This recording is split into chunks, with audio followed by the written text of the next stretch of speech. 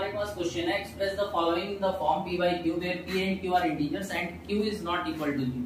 हमें इनको ये जो बार लगा हुआ देख रहे हैं आप ऊपर में, इसमें सब में बार लगा हुआ है, इन्हें हमें p by q के फॉर्म में एक्सप्रेस करना है और वहां पे p और q इंटीजर्स होने चाहिए और q की वैल्यू 0 के बराबर नहीं होनी चाहिए। ठीक है, तो कैसे बदलेंगे हम इनको p by q के फॉर्म में, यानी कि एक रेशनल नंबर के स्टैंडर्ड फॉर्म में हमें इसे बदलना है। ठीक है, अब ये बार वाले नंबर्स भी एक टाइप से रेशनल नंबर्स ही होते हैं। ठीक है, क्योंकि जब हम डिवाइड करते हैं किसी रेशनल फॉर्म को, जब p by q का फॉर्म होता है, ठीक है, ये मैं आपको पहले वीडियो में बता चुका हूँ कि जब हम इसको डिवाइड करते हैं तो ये क्या होता है ना कि इसमें दो सिचुएशन होती है। ठीक है, एक तो टर्मिनेटिंग की, एक नॉन टर्मिनेटिंग की। टर्मिनेटिंग जो डिवाइड होने पे डेसिमल्स में जाके खत्म हो जाता है। ठीक है, वो नंबर फिर आगे बढ़ता नहीं है, डिवाइड होता है और खत्म हो जाता है।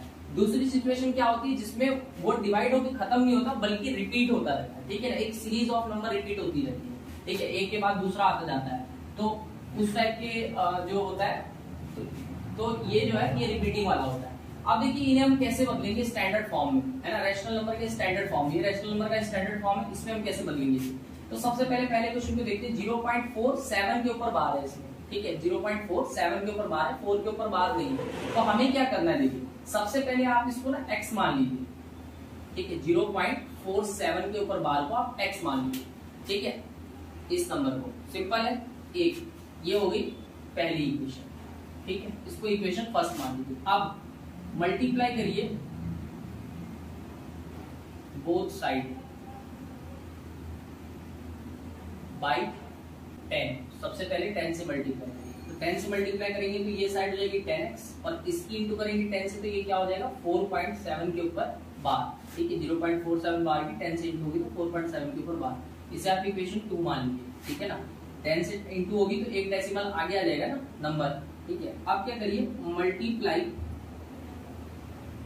Equation 1 bye 100। अब 100 से मल्टीप्लाई करेंगे, तो 100 से मल्टीप्लाई करेंगे तो ये हो जाएगा 100x इज इक्वल टू 0.47 की 100 से इंटू होगी, तो 100 से इंटू होगी तो अब 2 डेसिमल आगे चला जाएगा। ठीक है, और तीसरा 7 के ऊपर बार का मतलब क्या है कि हम इसको क्या लिख सकते हैं, 0.47 के ऊपर बार है तो हम 7 को कितनी भी बार रिपीट कर लें, 4 7 7 7 कितनी बार रिपीट कर ले कोई फर्क नहीं पड़ेगा। ठीक है, तो हम क्या करेंगे, हमें अभी सिंपल इसको 100 से इंटू करना है।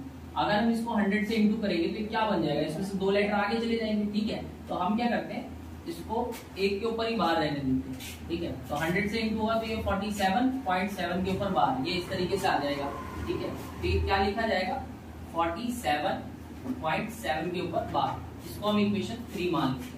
ठीक है, अब क्या करेंगे सब्ट्रैक्ट इक्वेशन 2।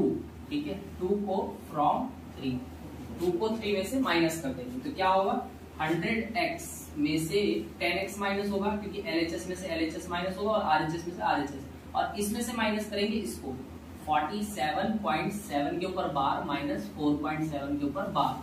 अब इस माइनस को देखिए कैसे करेंगे आप, 47.7 के ऊपर बार और 4.7 के ऊपर बार, तो पीछे वाला सब 7 के ऊपर बार में से 7 के ऊपर बार गया 0.0 आ गया आंसर इसका, 7 में से 4 गया तो 3 और 4 तो 4 रहा, तो ये हो गया 43।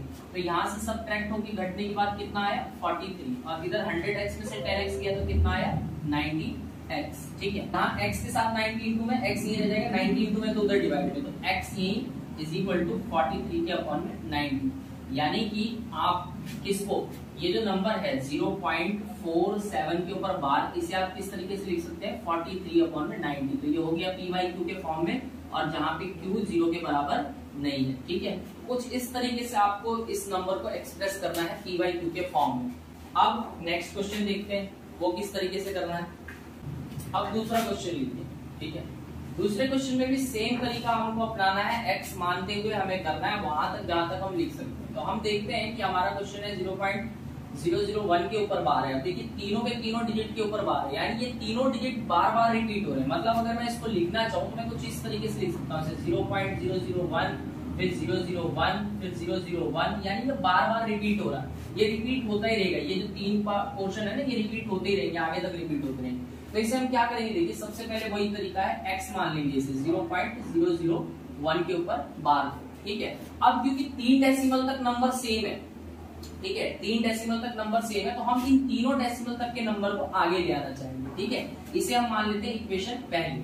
ठीक है, और अब हम क्या करेंगे मल्टीप्लाई, ठीक है, क्योंकि हमें 3 डिजिट तक के सेम है तो मल्टीप्लाई इक्वेशन 1 बाई 3 डिजिट तक क्या तो 1000, ठीक है, 1000 से इंटू करेंगे तो ये 3 डिजिट तक का जो मटेरियल है ये कहाँ चला आएगा, आगे चला आएगा, ठीक है।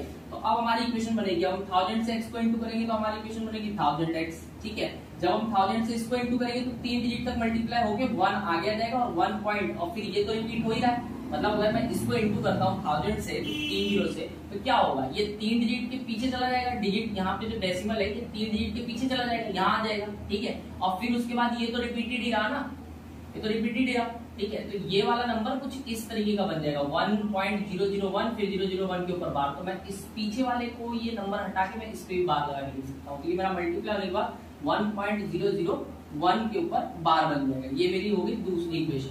अब इसमें मुझे तीसरी इक्वेशन बनाने की जरूरत ही नहीं है, ठीक है। अब मैं क्या करूंगा सबट्रैक्ट, ठीक है, इक्वेशन 1 फ्रॉम 2, ठीक है, 2 में से 1 को माइनस कर देता हूँ, ठीक है।